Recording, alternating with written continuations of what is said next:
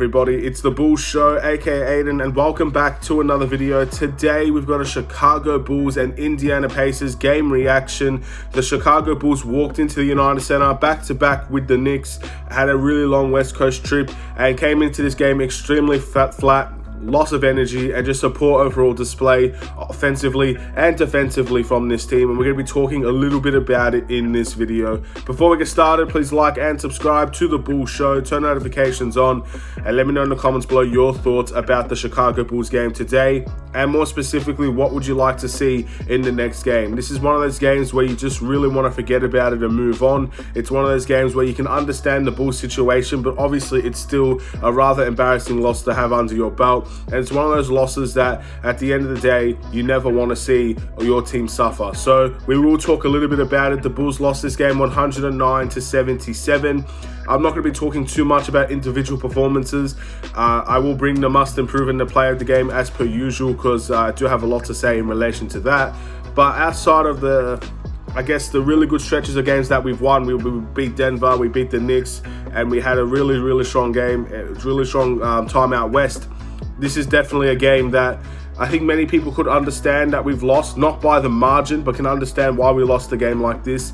But look, you can give all the excuses in the world to me that you want. The Bulls had a back-to-back. The Bulls had a long West Coast trip into a back-to-back. We had no Vucevic. We had no Alex Caruso. You can put all the excuses in you want to me. I don't see this as an acceptable performance from the Chicago Bulls for a number of reasons. Number one, this is at home. This is your home turf. This is the United Center, and you never, ever expect or want or should have a team blow you out at home. It's never should be the case. And that's the biggest part. The teams come in, teams, especially winning teams, you have the mindset and the goal to be a team that defends home court. I think most teams need to defend home court if you're going to be a good team in the NBA. That's why there's home court advantage in the playoffs. It's as simple as that. If you defend home court, you're going to win a lot of games. So we did not do a very good job in defending home court today. We lost a really bad game at home at the United Center, and we got blown out at home. And that's definitely something that no excuse in the world is going to make me feel happy that we lost this game, or at least satisfied or neutral about the situation. You don't get blown out at home. Doesn't matter who's playing and who's not playing.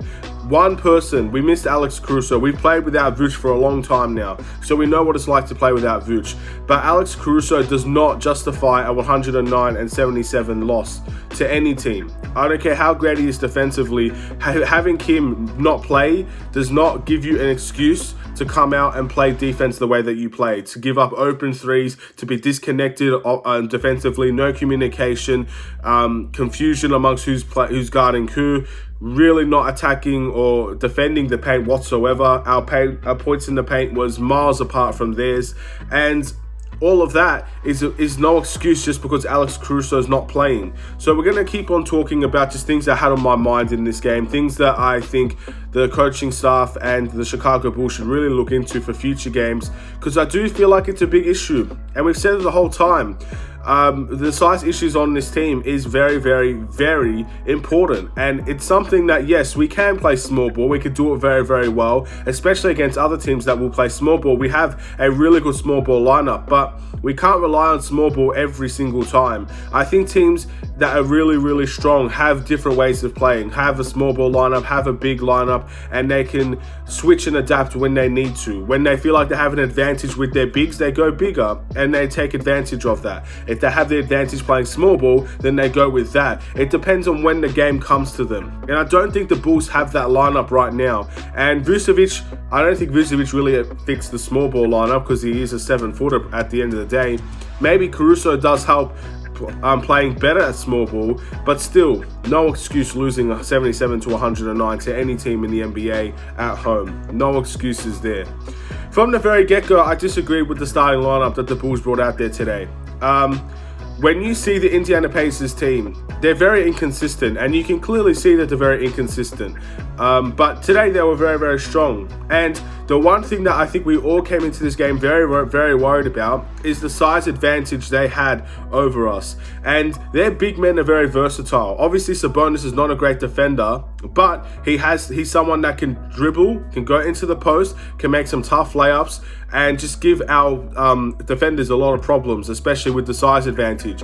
Miles Turner is someone that I think many people want on the Chicago Bulls team right now. He's someone that's very versatile as well, can move his feet on defense, is a very good rim protector, can go out to the three-point line and score. He's athletic enough to take it into the paint and make some good dunks within their team, and they're so versatile that they caused us big problems. This is probably the first time we versed a team with two versatile big men that gave us a lot of trouble, and this is the first time we saw how much trouble we were in with those big men. So when we saw that Kobe White was going to be starting today, I was genuinely worried. I thought Derrick Jones Jr. or at least Alize Johnson would be a better suit, I should say, in the starting lineup, because it provides some rebounding presence and it provides a little bit better defense in the paint, and that's something that we really lack today. So with Billy Donovan putting Kobe White in there, first of all, I don't think he's ready to be starting for this team. He just came back. He's had 4 or 5 games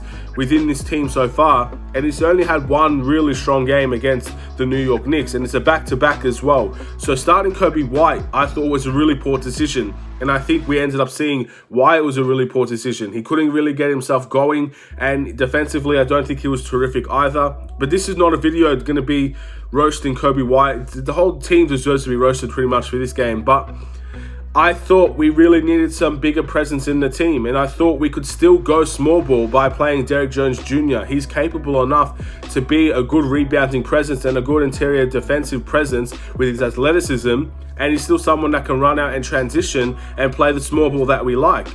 And I think Billy Donovan really needs to start considering Alize Johnson as a power forward, and I've already said this numerous times, but this game specifically, I don't see why Alize Johnson couldn't start. The size issues won't be anywhere near as prevalent if you have a 6'8" player playing at the power forward position that is a very good rebounder, and maybe can get Sabonis off of the glass, and maybe can help with Tony Bradley in the glass situation as well, because I thought Tony Bradley really struggled against these two players today. Adding someone else that can help him in the paint might be able to boost Tony Bradley's performance, but instead we went with a lineup of Lonzo Ball, who didn't really have a great game, Zach LaVine, no one had a great game to be fair, Lonzo, Zach, DeMar, Kobe White, and Tony Bradley. That's a really small lineup, and even if you're putting DeMar at the power forwards position, it's still not the best lineup out there defensively to have, and it's definitely not a good rebounding lineup to have whatsoever. So I strongly disagreed with the lineup that we saw today in the starting lineup, and I thought at the end of the day our bench suffered the most from that, because we ended up having no bench scoring whatsoever. Io got good late, but outside of that, Derrick Jones Jr. is the only real positive player on this bench that is worth talking about, because at least he brought the effort coming off of the bench. He ended up taking things to the hole, and he made things happen when he was on the court. But I didn't like it. I thought Billy Donovan has a lot of responsibility for a loss like this. Obviously, Billy Donovan is not a player, and he can't coach energy, and he can't coach communication on defense, and he can't coach how poor on offense we were. But one thing he can control is the lineup, and I thought the lineup was wrong from the very beginning, and it showed with their really good start and obviously our slow start as well. It comes down to everything, ladies and gentlemen, and that's really something important that I wanted to talk about. There could potentially be more things I could talk about. I could list a number of things all day long for the Chicago Bulls, but the reality is this is a loss I just want to get out of my system. This is a loss I don't really want to reflect on in the future. With the Golden State Warriors, I felt like that loss was more deserving because we versed a really good team. With the Indiana Pacers, I just feel like the things caught up to us at the end of the day. The grueling schedule that we have had so far, versing numerous great teams at the same time pretty much, with all of the West, and then versing the Knicks at home. And then this Pacers team caught up to us, and they played and they were ready to ball, and we simply did not show up. We didn't feel like playing today. And we have to retaliate strongly to this game. And we have a couple of games where the records of those teams are not terrific. So the Chicago Bulls need to retaliate strongly against these two teams, the Rockets and the Magic. If they respond poorly to this situation, then I will really question the Bulls' attitude, because I don't care how many wins you have, you cannot get embarrassed by three teams with a below 500 record if you want to be a good team. We're taking a step backwards if that's the case. This is a game that's forgettable. This is a game no one really will ever mention again if you're a Chicago Bulls fan. This is a game the Indiana Pacers will be very happy about, and this can hopefully kick off their season, because if you're a Pacers fan, last game against, I don't know who you were versing, but last game your starters got questioned and your starters retaliated in this game, and your starters were very, very great. Almost every one of your starters outperformed our starters. So the Pacers retaliated after their coach put them in question, and they did very, very well, and they rightfully deserved the win.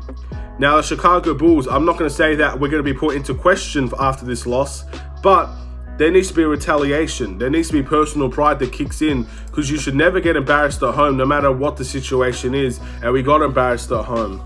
Now let's go into the must improve.